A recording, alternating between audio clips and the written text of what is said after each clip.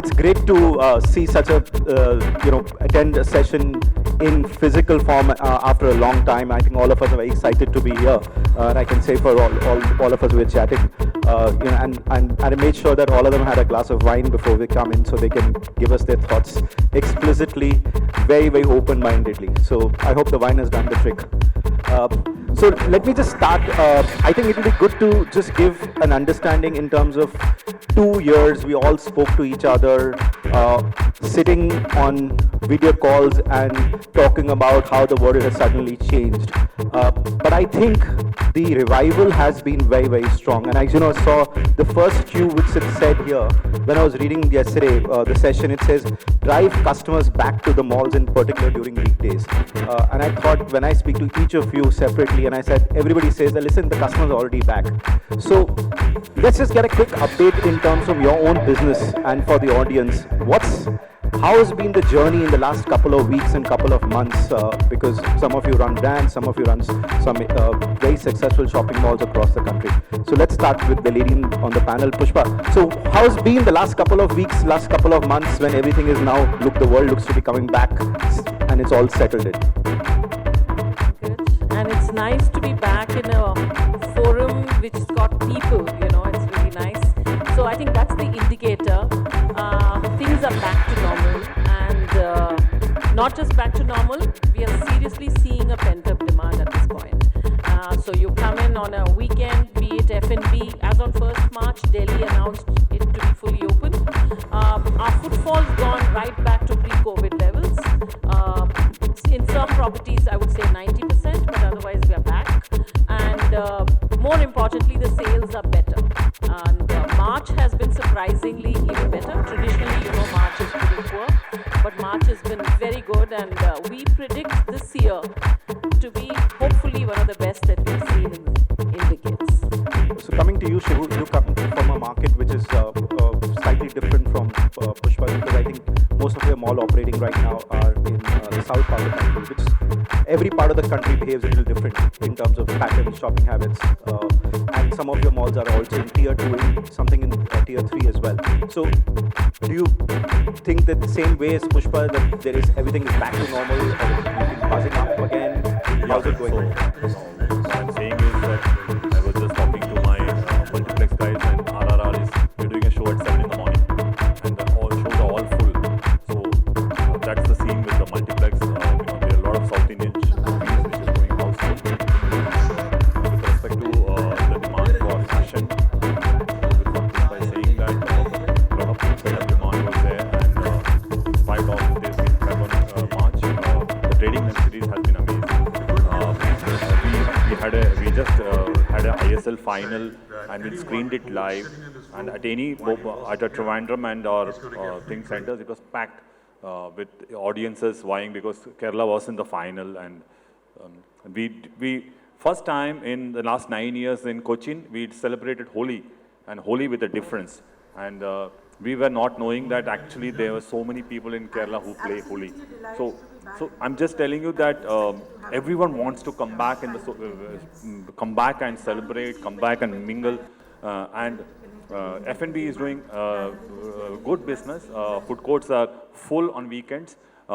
Retailers are like, what we did today is networking. We love to be back among our partners and do business. There's a lot of expansion happening. Yesterday, one of our F&B retailers who's expanding his restaurant business was telling me that for good designers to design restaurants, the waiting period is 24 weeks because everyone is expanding. They're flushed with money from good IPOs they did. So everyone wants, so there's so many action happening. We launched Bangalore. Our Bangalore is now operating at around 93%. We launched in October, and everything, retailers all opened up. We did our Trivandrum property in December. We're currently trading at around 88% occupancy. And in all these malls, what we see is a lot of excitement happening among the entertainment zones. The entertainment zone is something where kids have come back because kids were frustrated sitting at home, having online sessions. The moment it opened up, they've all come back. And currently, we see no fear with anything. There's no inhibition with respect to, there's no COVID distancing basically. I think that's out of there. Everyone wants to just come out and live their normal life. And that's what the mall, so as a shopping mall developer and operator, we want to celebrate every occasion now. And that's the reason we did this ISL final and this Holi celebrations. And we just see that people want to do much more and more. Arjun, you run two very successful malls in the NCR market and very large size malls. There was a thought suddenly which came up and there was discussions in saying is the time over for large size malls and it's all about the next door neighborhood retail, high streets. Retailers were talking about new formats, because everybody's trying to see a new strategy come out of that. But we see, and when Pushpa also mentioned, and even Shibu puts the thing in saying, listen, footfalls are back, cinemas are full, restaurants are doing extremely well, entertainment is picked up significantly as well, even including families. So you're saying, would you agree with the fact that the time of the big size mall still continues to be strong? And it's still the way to go is the big box-like malls, which will continue to do well in India? See, from the experience that I have, definitely I think that is the way forward. People, at the end of the day, really want the same experience back where they left it in 2019 of December. Big size malls act as a destination. And in a city like Delhi particularly, destination malls work, because they fulfill the entire needs of the people. It is the value of the time that you have to see. It is the per second enjoyment, per minute enjoyment that a person sees. He has to fulfill his own needs. So those basic necessities, those basic requirements haven't changed. When a family still goes out, they have to fulfill the basic, buy the home groceries. The kids have to go to an entertainment zone. They have to watch a movie. They want to, just have a nice recreational time. So, on those lines, I think there is no paradigm shift. The basic requirements are still there. Minor things need some tweaking on what kind of zonings have to be there, some new requirements like home stores. They have taken the forefront now. So minor changes are there, but in essence, the basic principles remain the same. I want to pick up from Arjun where you left off with Aman. When we were planning, we used to all, likewise with all developers, retailers and partners like us, we used to plan shopping centers. We used to have a certain format of saying, this side, I remember when Pushpa was designing the Mall of India, we used to talk about large size supermarket and hypermarket, and the debate was, should we do a large size, small sized, and evolution was coming, right? In the last 2 years, a couple of things have changed, right? OTT has become a significant player of entertainment for people, of consuming entertainment actually. It may not have replaced the thing of going out and watching cinema or doing anything interactive, but it's at least changed the way you consume entertainment. Secondly, suddenly the online platforms have started talking about delivery in 10 minutes. Like yesterday, there was a big controversy, one of the big chains saying 10 minutes delivery. Before that, somebody else pioneered 20 minutes delivery, 30 minutes delivery of groceries to your doorstep, even if you want just one Coke of can. You've planned a very successful, we talked about in your office when I met you a couple of weeks back, and a very successful premium fashion neighborhood center. When you were planning, and now you're building the next one and the next one you're planning, are you looking into account the new changing trends, or you're saying the old conventional way of building box-like malls still continues with a big hypermarket or a decently sized hypermarket, a big multiplex, or suddenly are you seeing a big change when you're doing a next level of shopping centers? So, as far as entertainment is concerned, like what you're talking about, I'll just get back to your previous comment. I still feel that there's a huge traction right now because people are sick of sitting at home. Nobody wants to really see those, OTT movies anymore. They want to go out. They have families who don't enjoy many different kinds of entertainment. Maybe a few of us do. So the basic is that they want to go out for a movie, want to go out for a meal, probably going to an FEC or something like that. So I don't believe that this is going to come down. This is going to increase. Now, how coming to the point where your neighborhood centers work, So, for example, I'll just give an example that if there's an ambience here, right? So there are people coming from everywhere because this is a destination mall, right? So everybody wants to come maybe once in 2 weeks, maybe once a week, maybe once a month. So where these neighborhood centers are doing well is because they're close to your home and there's a huge traction around that side. And they want to go out probably on a Wednesday night, on a Saturday night, just for a meal, maybe for a drink, maybe for a movie, and it's close to home. So, you know, person doesn't want to drive probably 15 kilometers to get to another big destination mall. They have the option to actually get everything under one roof near their home. That experience of a box mall wherein, you know, it's completely air conditioned is not there. But of course, there are different kind of models like I would say restaurants or maybe those shopping centers, the stores, which have, you know, a good interior and everybody goes in and shops and, you know, eats. So what we are aiming at now is like a hybrid kind of a model, wherein you get, you know, a few floors which are AC, few floors which are high street. You get a beautiful atrium where you can have these community building events or, you know, different kinds of things which are open air. Of course, you know, there is an issue of summers, of course, that we have to fight with different kinds of things that have come in, misting and all of those things. So hybrid models will really work, I feel, in the future because you will have the best of all of the worlds. But again, the cinemas, the entertainment, the shopping, the stores, everything is going to be the similar thing as destination malls or, you know, the box type malls. That concentration is not coming at the moment, but of course it's going on. You know, there is something that is, I mean, there are a lot of people who are doing this now. And for us, we are very committed to this kind of a model. We don't want to get into something which is, you know, the maintenances are high. We don't want to have that burden on retailers who are already burdened. And of course, we don't want to, you know, get into where we spend a lot of money on air conditioning. You know, ultimately, your stores are already air conditioned. So it can work out fine. And of course, you know, it's the ease of getting into the mall. That is very important. For us is that if you have a good surface parking or if you have certain ways where you can do that, valets or different kind of things. So anybody who can just come in, maybe go to the food court straight away, eat a bite, come out, maybe who wants to, you know, shop at one particular store can do that. That you can do at neighborhood centers, you know, it's, you know, ease of shopping. Yep. So, Aman, I'm picking up from there and let me start from extreme left, is with Manik. You know, I think the last 2 years particularly and the way the retail industry has been shaping up, particularly when we look at organized retail, which is primarily always we used to look at shopping malls, and now we are talking about selective high streets as well. Earlier, there was always a great closing working relationship, and I think, I'm sure Pushpa, Shibu, and Aman, as well as Arjun would agree that I think COVID has only brought everybody closer, because everybody has become very, very close because they realize that if all of us have to survive, we have to be very, very close. But I think there are still elements left today to work together because I think we're in an overcrowded, as I say, overcrowded and an over-marketed world, right?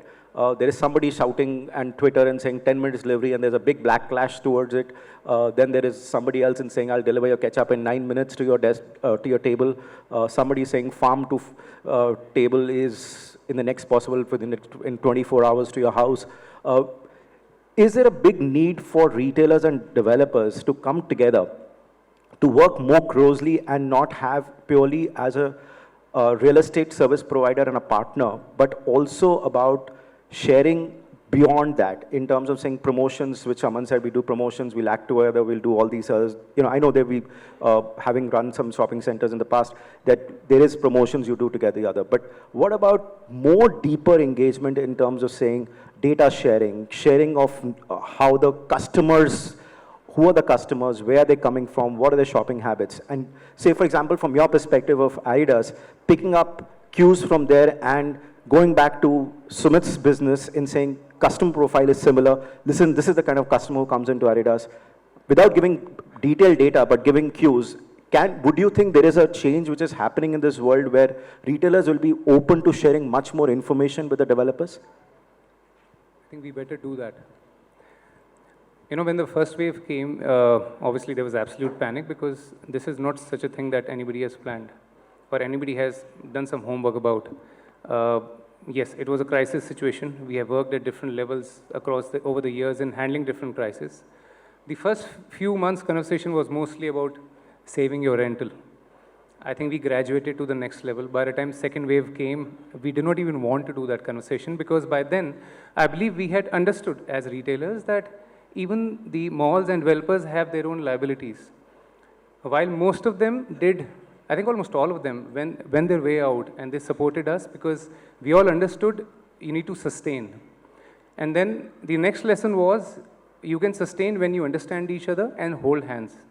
You support each other. It's not always about getting the best out of the situation for yourself because you have to look at the bigger picture, which is everybody grows only when everybody grows. That was a big lesson that I believe we all learned. And after that, you know, then the understanding goes to the next level. I think during the second or the third wave, we didn't really do those kind of conversations. Yes, we at Adidas were fortunate because activewear started recovering faster. But that was also the time I was personally praying that I hope all the categories recover faster because you want everybody to grow. I was only lucky to be on the right side of the situation. But you want everybody to grow, you want every business to grow. I think now is the time to take the understanding to the next level, wherein you need to ask the questions from each other. One of the things I was thinking, you know, last few days is that, you know, why, I mean, at times we run away from certain things. Why can't we have something like a pickup from store in a well-planned manner? Somebody who chooses a product for certain reason online, but he picks up from a store, and is there scope to use that opportunity in that particular mall to exploit the situation or give more options to the customer? I don't know the answer yet, but you know, these are certain thoughts that come. Yes, offices are opening, but is every vertical in different offices opening in the same manner? I don't think so. IT is opening, but is IT going to be opening in the same manner? A lot of companies have announced, especially in IT and certain more, that they will have work from home days mandatory, let's say twice a week. Maybe those days give flexibility to people to come to the mall during the weekdays also. Let's think about the customer, which was, you know, earlier with us, which was mostly homemakers or people who had time during the weekdays, they were coming. But COVID situation has, you know, made them taste something different. What can we think together? And while I'm saying this, we actually have to discuss, there could be a suggestion from me or some other retailer which may work for a mall or may not. Similarly, malls have also come up and they've asked in certain situations. It's on us to sincerely think about it and take it forward. And that has to be the way forward. We can only grow together. So you're saying that you believe that it's the way going forward, but what about sharing data? Because every organization tends to be very protective about data. I'm saying, do you think at some stage retailers will be very open to sharing data in terms of the customer profile, which comes to, say, Adidas stored in Mall of India? What kind of customers comes there? What's kind of profile? What's the age group? Where they're coming from? Because I'm sure Pushpa and her marketing team will like to use that data to go to other retailers and share it in a symbolic way to say, listen, this is a profile of customers who comes in, and also build marketing campaigns which are more customized. Because today what all these social media companies have taught us that you can do, you're not talking about marketing, you're talking about very focused, individual-led marketing, or very pinpointed to an age group or a social ethnic group or whatever it might be, or a resident group or the others. So do you think brands will, particularly but when you represent an international brand, will brands be open to sharing data? See, we had this conversation in one of the sessions a few months back, and that was the first time the conversation came to me. Nobody had actually, but since then, it was a good eye-opener. Understanding the legalities of the situation, we are already working internally to see how this can be worked, because this is good, this works. I don't think any brand would have,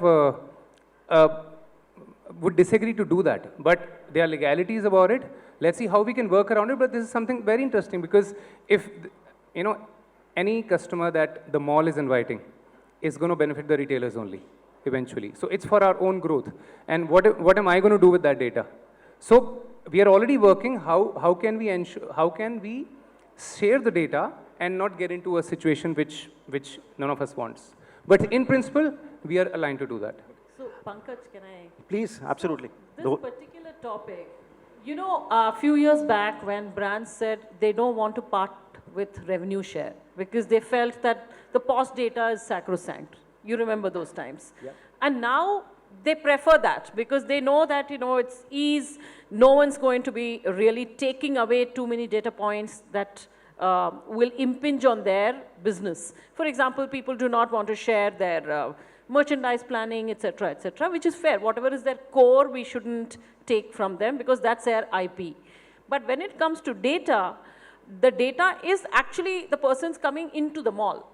So if the tenants, the retailers also understand the power of unified data for that particular mall, then the mall can launch a loyalty program which is very effective, which will improve the sales of the retailers. So I'm malls sure like it will a come to marketplace, that. right? Then Sorry?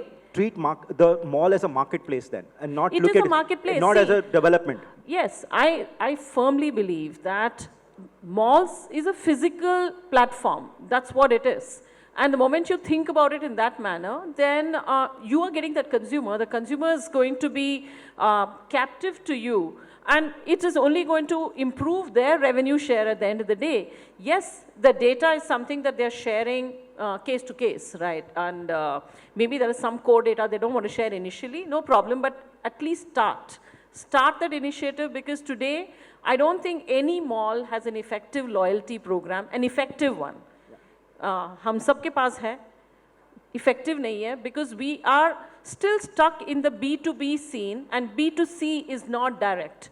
And that is where the online players have always made a larger progress because today if we have a B2C direct connect, then the mall says, okay, Adidas is on sale, but I can give a further value add of X or Y.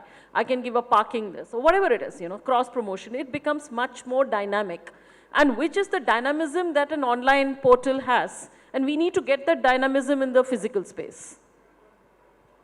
So, you know, Sumit, coming to you, you present one of the largest retail groups in India with multiple formats, multiple brands across malls, across high streets as well. And, you know, Pushpa mentioned that malls today, and I was saying, it should become a marketplace. So why not like think of it as a bigger Amazon, where Amazon has every data of in terms of who's the customer, where he's coming from, what's happening, what's he buying, what's he's bought in the last couple of weeks, starts prompting you as well if you've searched for something on some website. Tell me from a landmark group perspective, do you, sorry? Bestseller. No, I'm talking about Sumit Gudyal. Sorry. I was going sequentially. Yeah, I can't forget. I'll give you a full name because you're sponsoring the drinks. No, I'll keep reminding you. You're the guys who are sponsoring the drinks tonight. So, you're a global retailer as well. You have such large presence in the UAE and the others. Is there something which we can pick up from that part of the world, which can be done in India as a retailer groups or as partners with developers, which is a best practice where we are sharing more information in those markets? Or are they also evolving markets like India? In case of, if I talk about the GCC countries, where Landmark is very prominent and a very Landmark as an entire group with all the brands.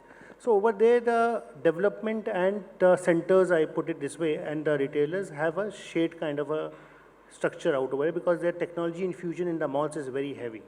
In terms of they have beagles and everything which capture the smartphones and they capture the kind of a data of the persons or the customers moving in. So over there, the market has further evolved out over. But India, since what was mentioned with the legal challenges and everything, the data still is a very sacred and a very binding kind of thing, which usually cannot be shared so publicly or so firmly out of with anybody. Internally also, we have a lot of data challenges which keeps on cropping up. But as an entire scenario, I think it's time that the developers and the centers and even the retailers get into joint hands and get into that kind of a zone where we infuse technology from both the ends and start sharing the data, the customer needs and everything that has to be captured somewhere now from both the ends. So the GCC countries have already started this journey. Tell me if, and coming to you, Lokesh, is, Lokesh, yeah. Lokesh, like he said, we could share, and the GCC countries are already doing it. And Pushpa mentioned that, you know, that sharing of information adds to the system because they'll create programs for maybe building a loyalty program. And I'm having a chat with one of the developers recently, and he said we still don't have a very effective mechanism to capture sales of the stores in my own malls. You know, we all have, I think most of the malls use 1 or 2 service providers, but they're not still very effective, give you accurate sales data. And it's not only for revenue calculation for themselves, but it's also about using that information to predict as well as build a better marketplace for everyone. Tell me, do you think as a larger industry body, if somebody comes together, which is an independent organization, but it's not, I wouldn't say profit anyways has to be earned, but it's not for making a business venture, but a common platform which is not owned by a developer, which is not owned by a retailer, but it's a common to everybody, and probably all the large retail houses and developers have stakes together in it, wherein cross-selling of information, also alongside putting the information in terms of capturing of sales, which can be transparent system. Is there a need to develop something like this? Because we have so many associations, there's a Retailer Association of India, there is Sky, which is a Shopping Center Association of India, which are there. So can somebody, do you think there's a need for creating a management company who can probably do this effectively for the larger good of the industry? Of course, I think that is something which is, I think it's a need of hour also. If there is a management company who can do that, who can capture the data altogether and give it to all the retailers and the mall developers, I'm sure this is going to help all the retailers and mall developers in a big time. See, today, the customer has become couch-bound. They want everything on their thumbprint. To bring them to the mall, there has to be an experience. An experience can only come if I know who's my customer. If I get to know who's my customer, definitely it will help a lot for me to reach out to the person. Today, customer is not looking at what I am buying. He's like, what I'm experiencing with you. That is more important today. And I think if an agency can do that and collect that data and give it to all of us, it's definitely going to help a lot. And Vivek, since you represent Aditya Birla, which is also one of the largest retail and multiple brands across the country, and you have a lot of franchisees in the others as well. When it's a company-owned store, and a lot of the malls have company-owned stores, but a lot of increasingly, I'm sure in Aditya Birla we've seen it as well, but a lot of the brands are now going the franchise route, because if you have to expand the length and breadth of this country, you have to tap into different ways of growth as well. Not everything all the companies or brands can do it. So how do you control the franchisees who are operating in shopping centers or in high streets as well, both from quality, experience, data, and also ensuring that they are maintaining the brand standards and operating and cooperating with the entire ecosystem of the retailers around them, as well as how does a company like Aditya Birla do that? So it's a great question. So we have about 18 odd brands in our portfolio, starting from a Peter England going all the way to Ralph Lauren. Now for us, it is very important to ensure that the experience that goes from a store to consumer remains sacrosanct, remains constant, and remains what we intend to deliver. So it is of paramount importance to us that whenever we select a franchisee, as a consumer, you should not be able to distinguish between a Coco store or a Fofo store. For us, the experience is owned by the company, and hence the key store decisions, for example, like selection of merchandise, consumer experience, sharing of data, everything is centrally controlled. We have very well-defined SOPs across the brand, across the value channel. And then we ensure that those kind of delivery only goes to the market. Now coming to the second part which we were discussing, apart from sharing the data per se, it is also about personification of data. I don't think the buck can just stop by sharing the data. I was reading a very interesting article today morning, which was about IoT, Internet of Things, wherein the author was talking about an instance where you go to a refuel station, your phone reads your history, which particular fuel station do you go to, and can prompt you if the fuel is running low, running high, or prices are different. It can reroute you to a different petrol pump and offer you a discount en route to a coffee shop. I would imagine a connected world of physical retail, wherein I combine physical retail and online retail, and say that there should be a connected platform wherein when a consumer enters into a mall, the entire journey is owned by somebody, and he or she tracks that entire journey, triggers right kind of promotion to him so that his journey becomes very interesting for him, for the mall developer, and for the consumer himself. That's when we will see a true connected world in terms of data, in terms of empowering the customer and increasing the overall revenue yield. You know, coming to you, Ashish, Omni-channel is reality. We thrashed this subject out for months and years in all these panel discussions over the years we've had in various retail conferences. But how do you build the next level of great experiences in stores? Because ultimately we realized is that the customer, as Aman was saying, Arjun said, Pushpa and even Shibu said that customers are coming back to the stores. There is no replacement for the fact of going to a store. That store is there. That's the experience of the brand. Everybody is talking about how do you continue to build the next level experience there when the customer is so connected? What is it different are you doing in your brand? Because I know the brand has been there for so many years. It continues to go from strength to strength, but I'm sure that you're innovating to the next level as well. So what are you doing differently in Pepe for making sure the customer experience in shopping centers or your brick and mortar stores is next to the next level? Are you using data to drive customers, first of all? Yeah, we are. We are working on this, and by the Omni-channel, we had seen that 14% of the business has been grown by Omni-channel. And the next level which we are talking about is it's a futuristic thing, and it's a very positive thing which is happening. And from our own side, which we add on to our stores, even still we have started with the company stores now. So we had grown in the 14% growth we got, extra business we got from there.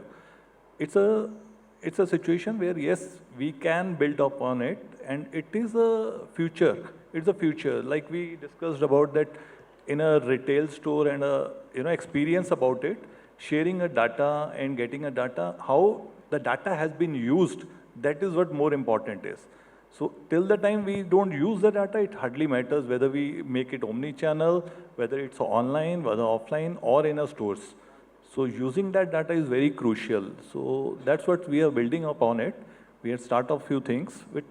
I think definitely we get it on this, and this is the big business which in the future will help everybody in this. You know, coming to you, Abhishek, I'm a regular customer of yours, so I'm a loyalty member, so I keep getting these messages very regularly on SMS. Where your preview sales for the club members starts earlier or a day in advance, right? I'm right about that, right? And sometimes there's an additional discount because you're a loyalty customer. Tomorrow, if the mall owner, like say Arjun, comes to you and says, listen, you are one of my prominent retailers, you do extremely well. I am having a new cafe brand getting launched in my mall. I want to use your customer database to promote that coffee chain which is coming. Eventually will probably add benefit to your customer as well. Would you be willing to give that work with them alongside for promoting a very specific new cafe chain which is opening in his mall? So Pankaj, the answer is it should be both ways, and the answer is yes to that matter. This is the discussion which I believe started 5-6 months ago, wherein whether the retailers are really ready to share the data with the developers or not. The answer is yes. But I would also like to bring a few points here. As Pushpa mentioned, that malls have already reached to a 90%, 100% level of footfall, and the business is booming, and touch wood for all of us, as in I think this year is going to be the full recovery versus 2019. What we all understand is that as a retailer, as brand, there is something that we are doing right. So if in case my store is there at Ambience Mall, Gurgaon, and is doing certain bit of sales, that it means I am doing certain things right. If I start sharing my data with you, then going forward, it is going to be that I will be doing your job and you will be doing my job.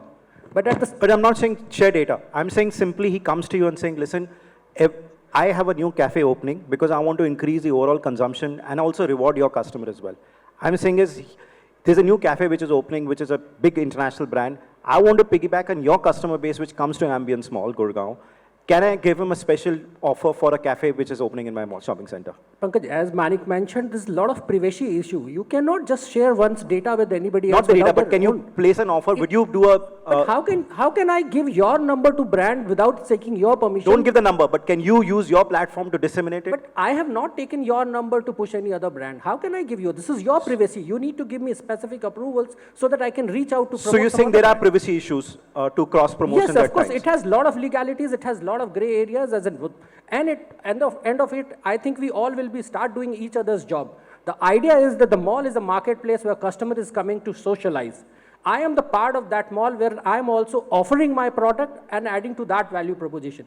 Can I really add to that value? Yes, by bringing right product, I can add to that value. But whether my data is actually adding to that value or not, plus that area is gray.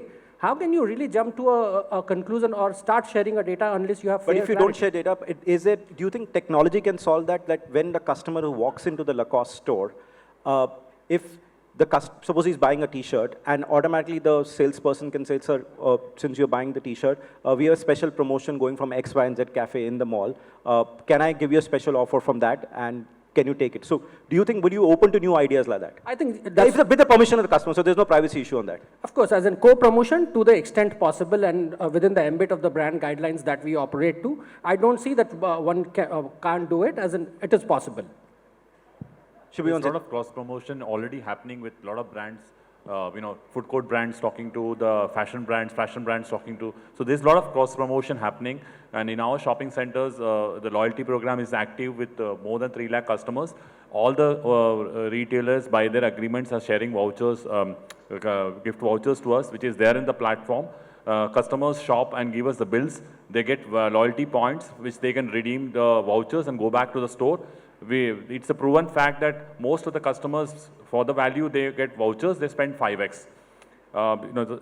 So Shopping Mall in Kochi has a signature club membership program, a premium membership program, which has ₹1 lakh membership program. They get valet parking unlimited free, parking unlimited free.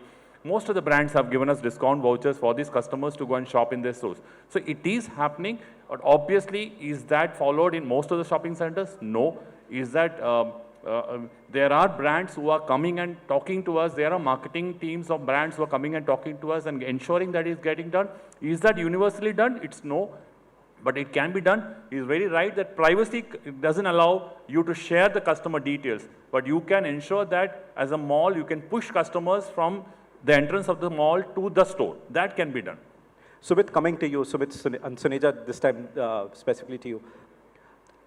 Everybody overall believes that the only way to work is increasing consumption. That is increasing consumption of the shopping center overall, increasing consumption at the store level for each brand as well. So what are your thoughts in saying from your brand perspective, what are the ways, and even from an industry perspective, both from a retailer as well as from a mall developer's perspective also, what are the new ways one can drive higher consumption in shopping centers? Because beyond a point, you cannot get more customers or footfall in because there's a capacity issue, right? There is X number of car parks you can accommodate. There is infrastructure which can get people in as well. But how do you drive higher consumption? Any thoughts, new ideas which you can share? So I think the steps have already started being taken to drive more consumption. COVID was a big reset. We realized that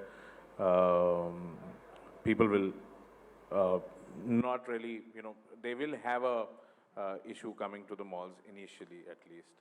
And I think with our discussions with malls, they were open to new ideas. They themselves came in some cases to propose that we will introduce curbside pickups, delivery options, payment options, digital options. So the customer who is coming to the mall is 100% going to consume. I mean, there's no browsing customer anymore. He knows what he wants. He would probably know what product he wants because he's already browsed that online. And he's coming to the mall to, kind of touch and feel and experience and then make that purchase. So it's just that how we make it more convenient for the customer, while there are safety aspects which now have to be kept in mind, hygiene and social distancing, yet we are already doing that with most of the top malls in this country to increase consumption. So, and at the end of the day, I think another point is that malls are no longer shopping destinations. They have to become tourist destinations. Apart from the neighborhood malls, they have to be tourist destinations, so that the entire consumption increases. People come with their families, which they're already doing so, but at the end, which will mean that we will need to build bigger developments, multi-use developments. So that's how the consumption will increase. You will have a hotel, you will have a theme park, you will have play areas, you'll have pet areas, and these are some things which we need to seriously put our thoughts upon in the longer run, that it's not only about shopping. It's about shopping, it's about food, it's about entertainment, it's about stays, hotels, and a lot of malls are already doing that. So you're saying segmentation is going to become very, very key. Like Absolutely. you'll have to make your shopping center to various segments of people. It's not one general size fits all kind of a shopping center in saying put the right brands in, put the right catchment place, you put the mall, well-designed mall, and it'll start working. No, it'll have to be customized, many things customized into that shopping center. It has to be a mix of all things. It can't be one size fit all anymore. I mean, it can't be that you focus on the, like, see, we've come a long way in the mall business.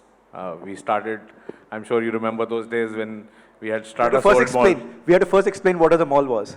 We Sorry. started at a time when we had to first explain what a mall exactly. We had to explain and understand what the mall was, right? And then we built malls which were Tata sold malls. Then we got lease model malls, and then now we're talking about revenue share. In some cases we are also talking about pure revenue share models. I mean, giving away with the minimum guarantees. So we've come a long way, and I think. And we have a long way to go. Mall business is here to stay. Physical retail is not going anywhere. Yeah. So coming to you, Preeti, since the topic was what's going to lead the best partnership way for mall owners and retailers, what's your couple of thoughts from your experience of your brand as well as a personal experience having been in the industry for a couple of years? Is new age, new kind of relationship or partnerships with retailers can build with developers, or developers can build with retailers? So Pushpa talked about loyalty programs, data sharing. Sumit talked about experiences being built in the mall. But anything more which you think from your perspective, you see new trends which are emerging from your format's perspective particularly? Because particularly you represent a very different format from a lot of the other retailer panelists who are here. A very formal web or ethnic wear format as well, which suddenly saw definition has changed for ethnic wear and formal wear as well. Today, I was interviewing a couple of months back. I started hiring back. Interview people, most people would turn up in formals, right? So somebody's wearing a blazer and a jacket, or even whether a man or a woman, and a trouser or a skirt, would wear formal shoes. I had these youngsters who would walked in at 24, who were probably business school passed out, wearing formal suits and wearing sneakers, white color sneakers. So took me 5 minutes to understand, okay, this is the new wave, right? This is the way the things will be. The guy will be wearing formal clothes, but he'll be wearing sneakers downstairs, below, instead of formal black shoes. So what's the new things which is emerging in the new partnerships between the mall developer and retailer as well? What are the new trends? So first of all, I think this is the second time I'm part of the session where we are talking, there's a data TIFF discussion we are having. So where we are trying to collaborate as retailers in malls. What I understand that even mall centers can also take some initiatives. Something like probably their own reward or loyalty points where, the customer is encouraged to probably post their purchase bills, which can be, maybe converted into points which they can redeem onto maybe parking, free parkings, or some access to concerts, or some VIP access, etc. So maybe this is something which probably they can also do that rather than, we've been always debating about the data. In terms of new age, like what you said, Pankaj, that yes, I present a brand which is formal. So we also saw a relevant shift from very formal wear category, and we've also trying to increase our depth with regards to the casual offerings, because certainly this is a change in the thing. The other aspect, what we have to learn, I think, as a retailer may not really sound very right coming from me, but I think those 9 years lease models and strategizing yourself for long runs is going to be a history. I think we need to only strategize, think about next 10 months, 12 months, and So you think we can do shorter lease terms? I'm sure all of these guys will be very happy. No, All of this side will be very happy. I'm not saying we're really ready, but I don't mind that, when we evolve to a level where we can do asset light, maybe high fashion selling into less expensive fixtures. I think these are the certain points which we all have to really think and re-strategize.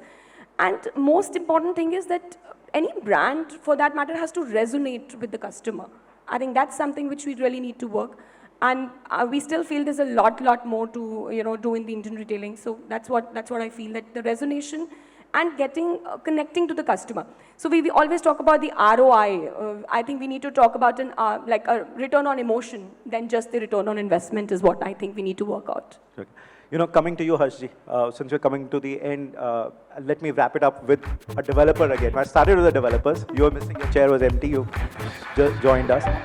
We've talked about various models of change and how partnerships can work between developers and retailers. Sir, मुझसे एक simple चीज़ पूछनी है. Is the mall format of mall changing itself or not? Because as Sumit mentioned it, and he was one who touched upon it, कि जब हमने शुरू करी थी गाड़ी malls बनाने की, तो एक पहले लोगों को समझाना पड़ता था mall क्या है. तो पहले सोचते पालिका बाजार बनाने हैं, थोड़ी बड़ी दुकानें होंगी. That was really the format people used to start when malls started coming up. And then you show them pictures of malls in Europe and America and the others. Then from small size mall, then it became big size malls. Small size hypermarkets became big size hypermarkets. Now the big size hypermarkets have become again small size hypermarkets. Every day is changing. So आगे क्या दूरदर्शी है, मतलब कि आगे की दूरदर्शी कितनी दिखाती है कि what is the new 5 years, next 5 years, 10 years is Preeti saying 10, 15, 20 years तो पता नहीं सर क्या होगा, but 5 साल what is the retail landscape क्या है from a mall developer's perspective, sizes, formats, change which is happening. Hello. I think you are absolutely right. We are now in second generation of mall. Mall started, as rightly said by Sumitji, 20 years back or something. It was strata sold and then different revenue sharing and all. So now, as you rightly said, the hypermarket was 30,000, and I know one time, one hypermarket said, I want 1 lakh square feet of hypermarket, and we started with 1 lakh, and finally they came to 50,000, and now even 25,000 square feet of hypermarket is coming. That's actually a revolution. It always comes after some time, things are changing. For a mall developer, it should be, I think, the mall should be flexible enough to accommodate many, you can say, variations. Like normally we do, the design of the mall should be such flexible that you can change the escalator, you can relocate the vertical circulation, you can relocate the various things. The mall should be flexible enough to accommodate all the changes coming in the future. Secondly, can say in the malls, like nowadays, as Subhiji also said, that we are also experiencing that people are coming to mall for not only for shopping, for you can say celebrating their day-to-day activity, or maybe a tourist. Tourist is a big name, big you can say definition, but for celebrating their day-to-day life.